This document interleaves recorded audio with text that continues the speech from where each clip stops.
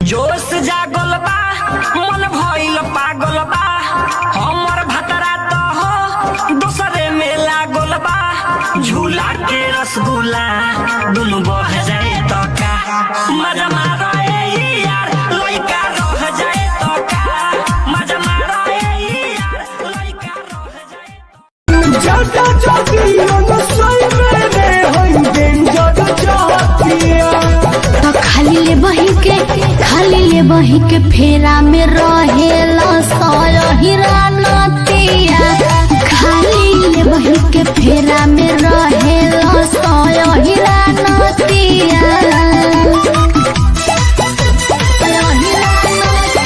घर जाने के लिए आई हूँ बताइए।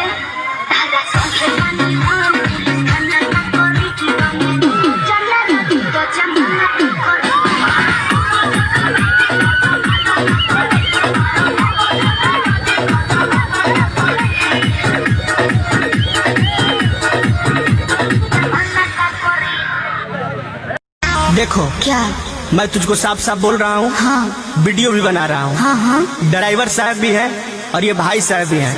हम तुमको भगा कर लाए हैं जी। तू मुझे भगा कर नहीं लाया है, समझा ना। हम तुमको भगा कर लाए तो इसमें क्या बुराई है। तारा संगे बानी हम पुलिस थाना का करी बानी दुनो जाना राजी तो जमाना का करी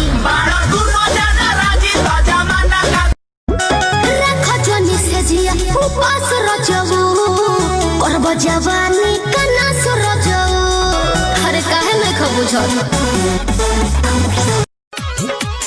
मिली नाही मजा राजा ऐसन पनीर में ऐसन स्वाद नाही मिली त कबीर में आके तनी चिखरा पेट के झूला बा तुरका फाट तभी हमर जब खुला बा तुरका फाट तभी हमर जब खुला बा चढ़ली जवानी हमर देह रसगुल्ला। अरे बाहर में जाके राजा करेला कमाई ससुरा में झेलिले सितम तेरा भरोसे पिया घरवा में रही सच सच कहतनी हम आज गाड़ी धला तू हाल हवा